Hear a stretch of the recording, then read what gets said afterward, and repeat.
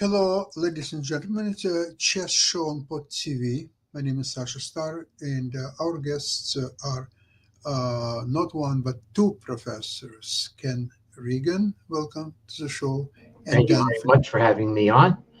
Yeah. Dan Fleetwood, welcome to the show. Hi, Sasha. Hi, Ken. Happy to be here. Yeah, Mhm. we have unfortunately not very good news. The Boris Spassky, the dance world champion, just passed away. I had the privilege to meet him personally and even play a game in Toronto. It was in 1940, sorry, 1940, it's too early for me. No, it was 1979 after Montreal Tournament of Stars. And Right. also Yes. Karpov and Spassky, they visited Toronto. And I played both of them in simultaneous exhibitions. I drew Karpov. Believe it or not, I in Endgame even had one extra pawn, and Karpov offered me a draw, and I declined. And I said, I have extra pawn. And Karpov replied that we don't play pawns, we play chess. And after that, I agreed to a draw, of course.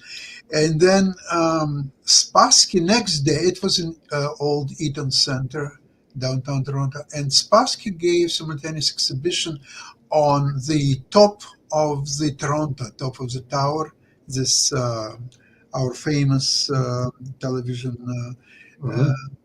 structure.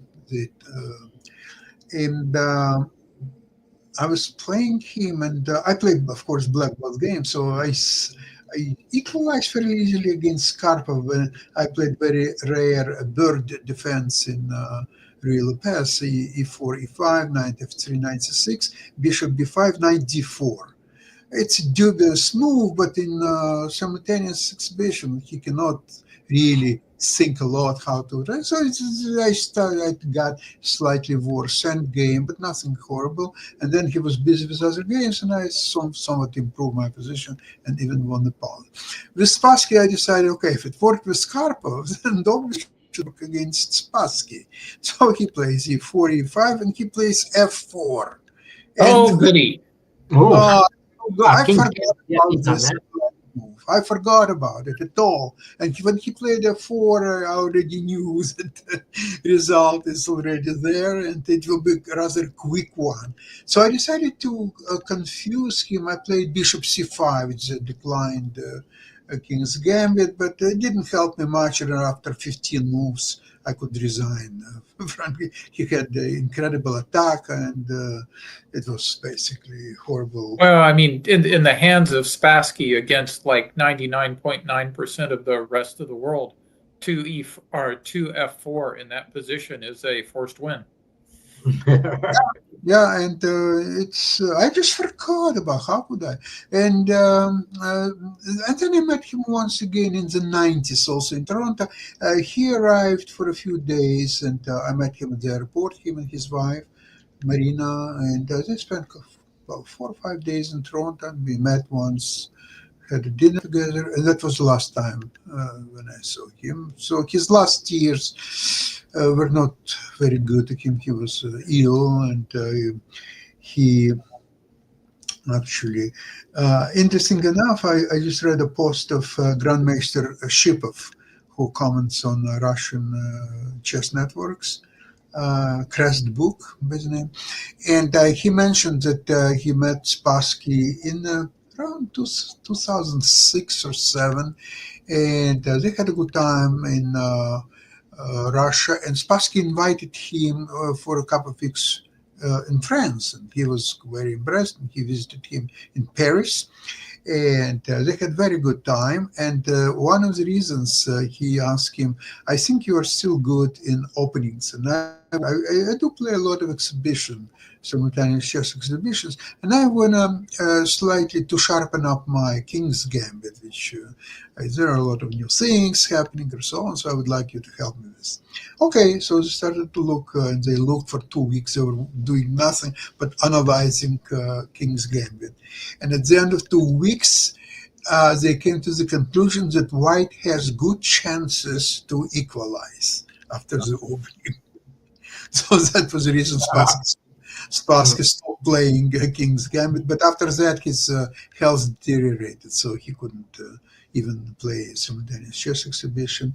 And generally speaking of him, he was, of course, very, very talented, gifted chess player. I wouldn't call him a genius, as Michael Tal, for example, or Fischer, Capablanca, others, Kasparov, for example, of course, Magnus. But he has apparently incredible chess style that he could change his openings and his style, and he was very successful in the mid-60s, where he was defeating all his opponents in matches. And we're talking about Geller twice, and Geller was great theoretician. And in the opening, Spassky didn't really show much of the so to say, advantage over Geller, because Geller played really good openings, and somehow he changed it. He could play a close Sicilian as a white, and Geller, he was a Sicilian expert, second to none. And yet Spassky was outplaying him in the middle game. He didn't have anything much after the opening, but in the middle game, he was outplaying Geller.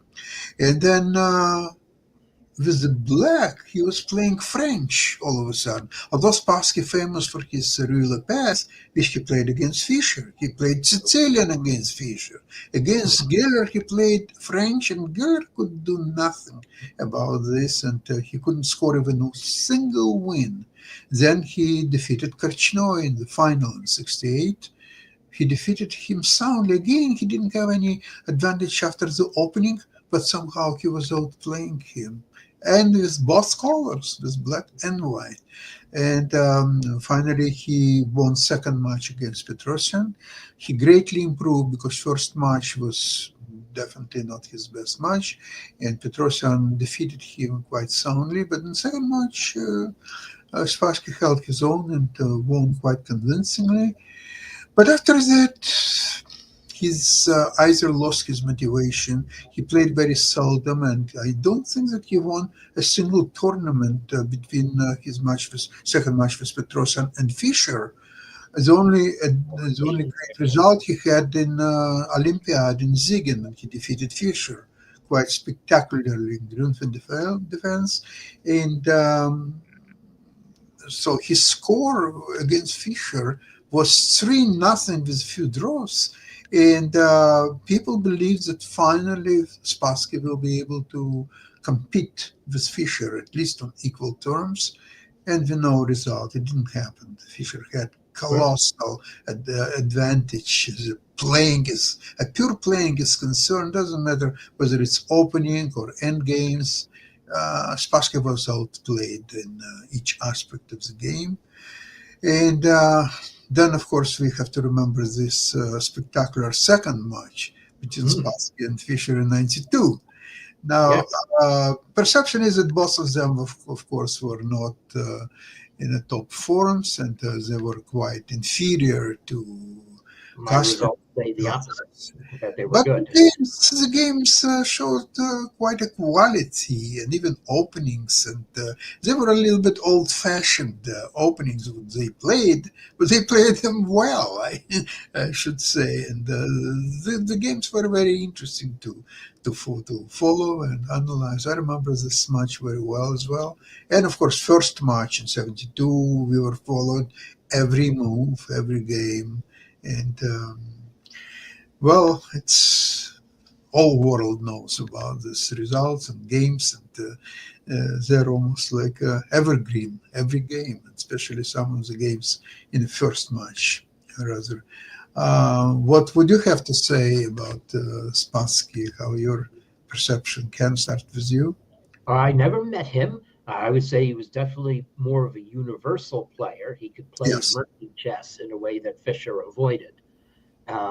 Of course, consummate gentleman is what we all know him for, his sportsmanship. My results do say that both players played better in the 92 match in terms of accuracy anyway. than in the 1972 match. There was some interesting chess, and I have the fifth game of the 92 match as my chosen game to represent Spassky, because he won as black in a Ruy Lopez, and that gave him the lead in the match until Fischer broke it with 3 straight wins a little while later.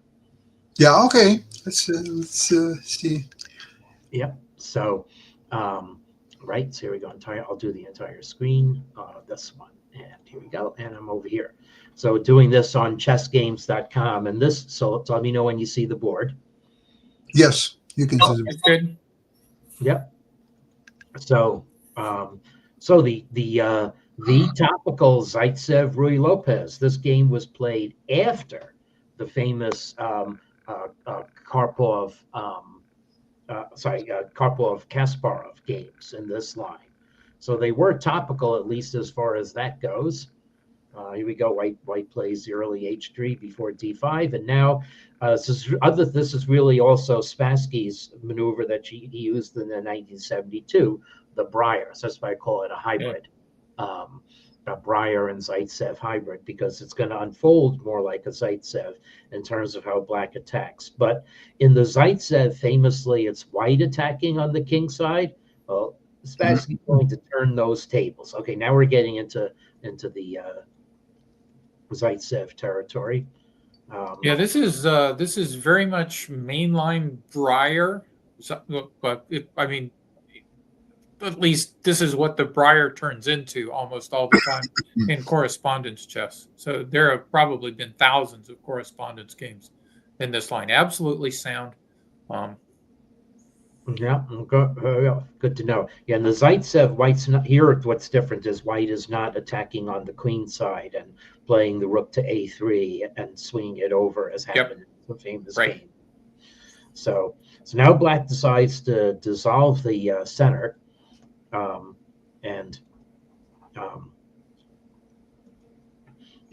now black. So what's remarkable is that black advances both on the queen side and on the king side in the space of very few moves. So okay, his pin can be, so we usually think of the eternal pin on bishop on G5, but it was buffed away. This is an eternal style pin with the bishop on A5, but black does not have to shackle his queen to it. In fact, the queen is now going to become active. So black was prepared to meet that.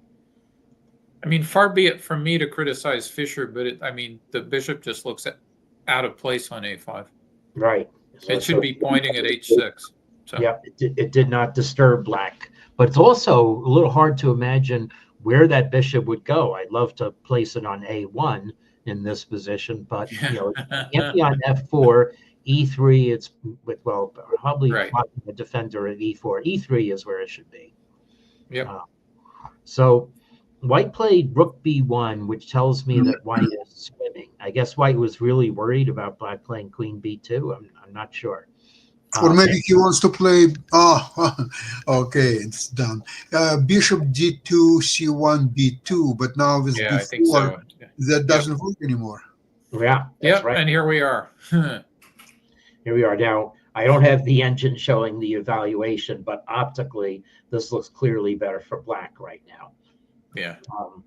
And now we're going to see a very fun tableau so white did get the bishop to that diagonal. So that enables white to blunt a little bit of what black is doing. This is amazing, but because black might be relinquishing a few kingside pawns with this strategy. If white takes on F5, actually, if white takes on F5, his bishop takes C3, immediately trouble. It's not clear. But anyway, white captured, and now played knight F4. Now black has said has relinquished a few squares. White's getting the knight. The knight can come into E6. White is hoping to do something before black's bishop on B7 would crash through and make itself felt. And also, white, there's this little pawn on A3 that very much can become a factor. Ignore those pawns at your peril, right? Yeah, so in fact, it may already be the reason why white simply White can't simply recapture on e4. I mean, maybe not quite, but hanging in the air is a2, a1 queen, and then White's rook on e1 possibly being diverted in some lines. So now White's knights are probing the weakness on g6. So this is definitely real fighting, and this is just really pretty. We have both of White's knights forked. So Black's pawns have taken over and advanced on both sides of the board. Now this really did need accurate calculation, and the match was played with a fairly slow time control. So White drunkenly still advancing. We're maybe the knight could have gone to a5, and then the other knight would have just been stranded. So the only way out is to try to go forward, and now White captures here with the idea that we're attacking Black's bishop, but maybe we'll give the knight on h4 time to move. But now comes a really fine counterstroke by Spassky. Is maybe his most incisive move in the game, even if it's easy, even if an engine would see that Black is easily winning. And this is where the pawn on a3 is going to come to a2 and have the last laugh here. So knight b2, and White's bishop is really trapped by White's own pieces. So the grand, beautiful Ruy Lopez light squared bishop for White. The only place it could go would be an abject retreat to d1, which, however, puts a2 and a1 equal queen right on the table. So the bishop can't budge at all. So White captures, Black captures, White captures, and now here comes a2. So this pawn is going to queen, and it's going to queen with check, or it's going to queen in a way that's going to deliver check. But first, Black shores up some squares, keeps White from playing queen d5 check, which I imagine is important in this position. And now Black queens. And there's the recapture with check. So Black is now a rook ahead, and is able to play queen g7, which just squashes White's possible attack. And White can't play queen d5 check, so the rest needs no comment. And a few more moves. Fischer gave up. Okay, so very impressive. Yeah, it's positional, very interesting game. Mm-hmm. Yeah, and just beautiful strategic command by Spassky of the entire theater of the chessboard. There's an interesting story about the second match with Petrosian when Spassky became a world champion. They had a banquet together, and Petrosian, he was so happy that finally, it's not that he lost the match, but the match is over. He was overjoyed, and he was so happy, and he was joking and smiling and laughing. And Spassky was not very happy. He said, "It's wonderful, of course, that I won, but it's very lonely out there." That's what he said. I wonder if that's an emotion that Carlsen has experienced. Yeah, and I probably Fischer too. Right. I guess that was a lot of conjecture, because I think that Spassky not only was 35 for the 72 match, but I think he had some things going on in his personal life at that time that were probably distracting him. And Fischer, of course, was being monomaniacal Fischer when he wasn't being maniacal Fischer. So right, yeah. But interestingly enough, a few years, exactly to be precise, 2 years after the Fischer match, Spassky played match with Karpov. It was semi-final match. So it was in 1974. Right. And believe it or not, Karpov defeated Spassky with exactly or identical score as Fischer. He won 4 games, lost 1, and a bunch of draws. Yeah. And even that one game that he lost, it was the first game of the match. Reportedly, Karpov was not very well. He had some sickness, some kind, but doesn't matter. 4-1 with few draws is a very convincing score. And Spassky was in good form because a month or a couple of months before that, he won brilliantly the Russian championship where Karpov also played. And Spassky had fantastic result with no losses. And everybody believed that this his road to recovery for his second match with Fischer. Yeah, absolutely. Nobody, well, I shouldn't say nobody, but few people were as good as Karpov at squeezing the artistry out of one's opponent. Right. So whatever kind of clever things that you are imagining, I mean, Karpov would see it well in advance and nearly always. And of course, that worked up until Kasparov. And, Yeah, many people. Interestingly enough, I want to make a short note that Karpov became the most inconvenient opponent for Spassky for many, many years to come. He was losing almost every single game, Absolutely. tournaments and everywhere. Just couldn't against him. Yes, Ken, please. Yes. So I was going to say many people consider the 1973 USSR championship to be the strongest one ever. Yeah. And Spassky won it by That's a strong statement. Yes. Full point over Karpov, Petrosyan, Polugaevsky, Korchnoi, and Kuzmin. And he did it in near perfect style. He beat all the tail enders, drew against his 8 closest pursuers, lost only to Savon, but struck back by beating Taimanov. Anyway, yeah, so that was that one, and that this was, of course, a triumph for Spassky coming on a year after his loss to Fischer in the championship.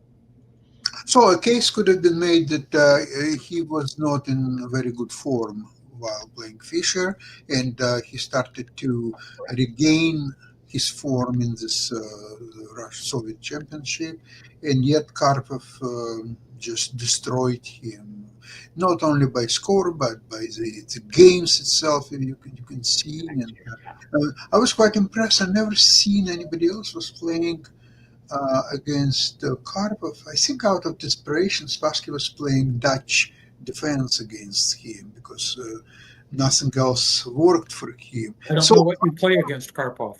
No, but Karpov was playing double Dutch defense. He was playing C44, E3, F4.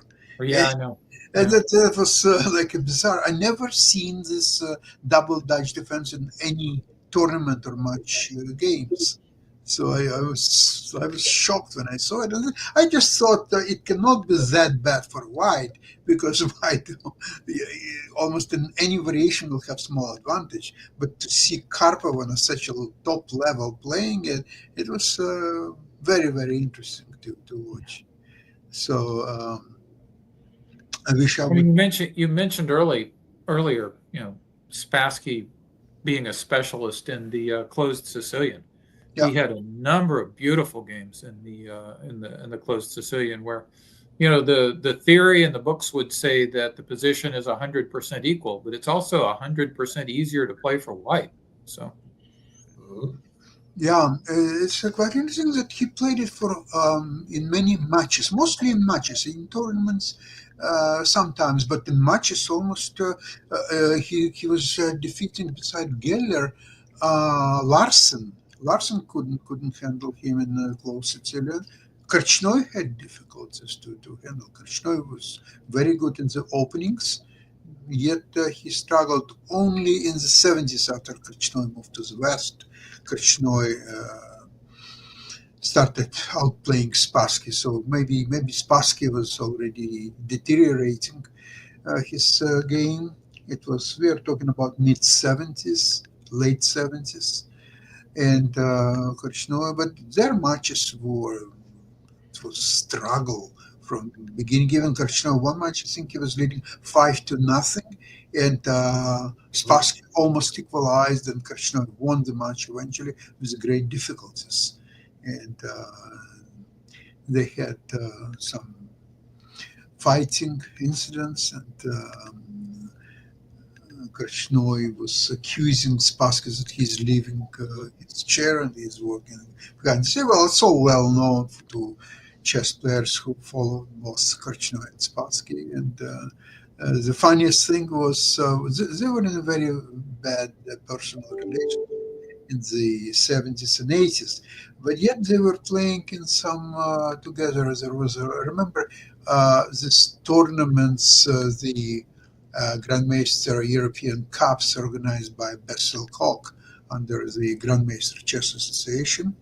There were 6 spectacular tournaments in Reykjavik and some other cities.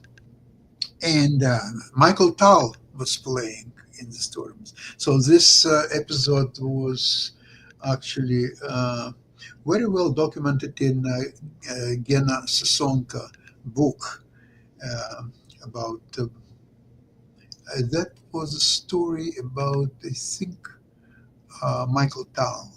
And Michael Tal at that time, he was drinking very heavily. And after the closing banquet of one of these tournaments, he fell asleep completely. And Spassky and Korchnoi, they were staring at him, and one of them said, so should we carry him out to the hotel? And although they were not in very good relationships, so another one, because they were all friends in their youthful years. So another one says, yes, let's do it. So they carried Tal right to the door of the hotel, and the doorman opened for them. So they explained that, okay, here is a Grandmaster. He was thinking so hard that he fell asleep. He could not function. So we have to carry him to his room. So he said, oh, yeah, of course, please follow up. And, so they helped Tal, although they were not in a very good relationship at the time, but it was not, it was overshadowed by their former friendship considerations. And quite interesting episode. Unfortunately, now all 3 of them are no longer among us. Right. Unfortunately. Mm-hmm. So what else is interesting? Of course, you're right. He was a gentleman, first of all. Wow. And, he was very independent person. He had some troubles with the Soviet authorities, so that he married a French lady. And there was a story, sort of unconfirmed, but from what we can gather, he was against giving his portion of the 1972 match to Soviet authorities, and he wanted to keep this, and that was one of the reasons that he, after match, he didn't come back to Soviet Union, but went to Paris, France with his wife. But again, this is all most likely real stories, but that's not the most important thing why we remember Boris Spassky, of course. Yeah.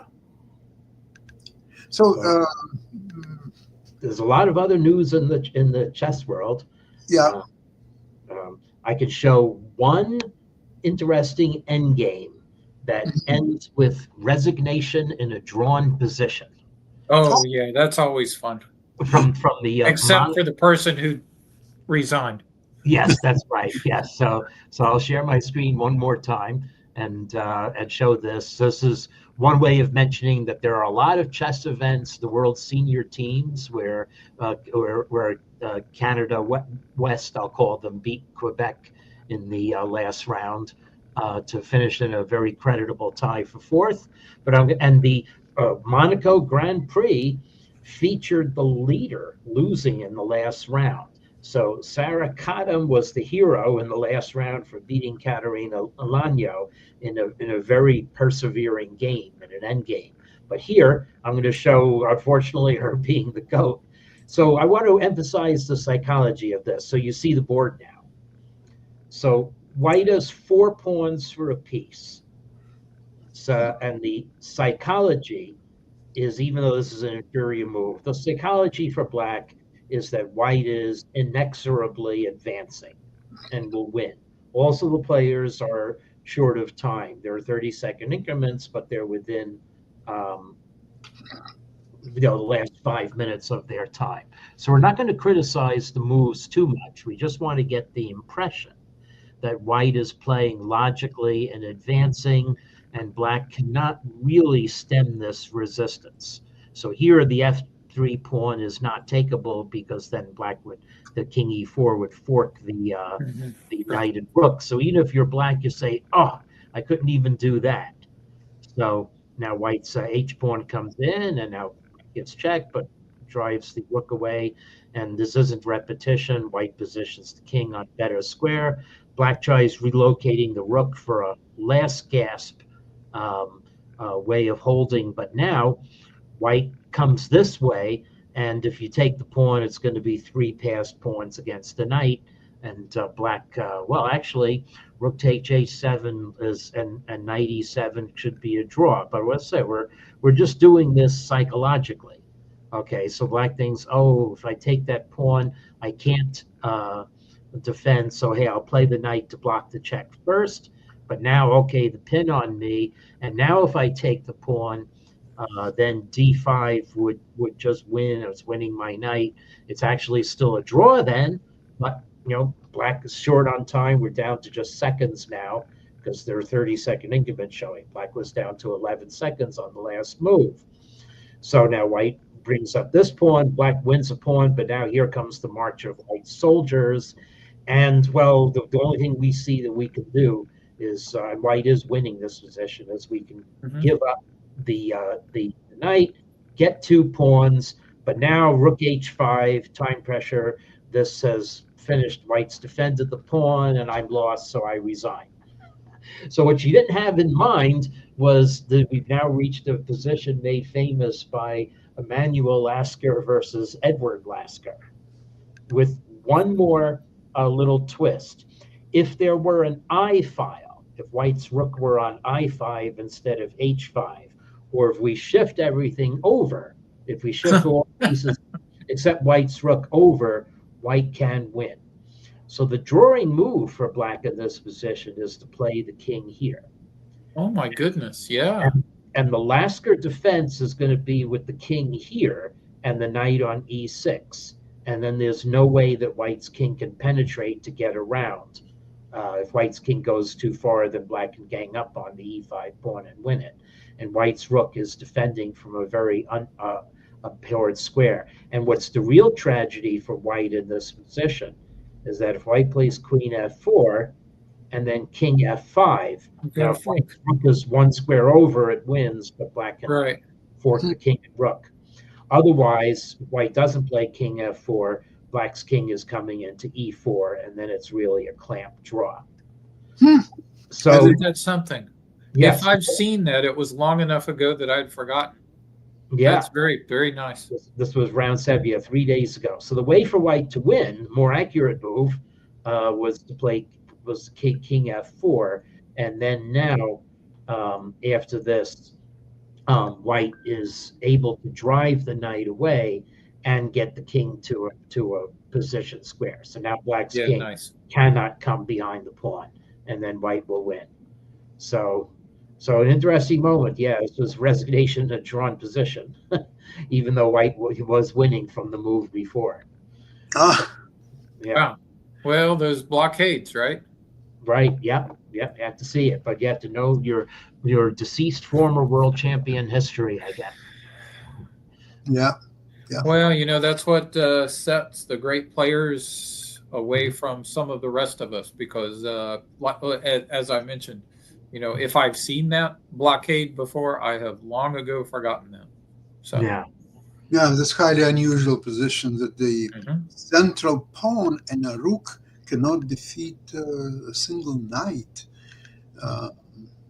And I hope this player didn't find out soon enough that he resigned in a droid position. Well, I imagine that they had quite a shock when they saw what the engine was saying. Yeah. Very interesting story happened to me just a week ago. I was playing a game in Toronto Team Championship, and I was playing.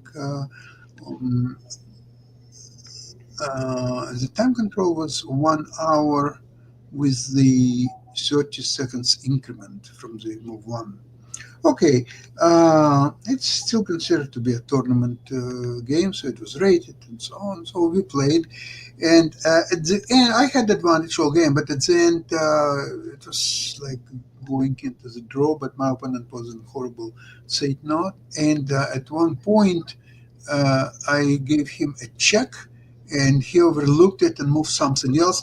And I immediately grabbed his king, like in Blitz games, and everybody was jubilant at my team and so on.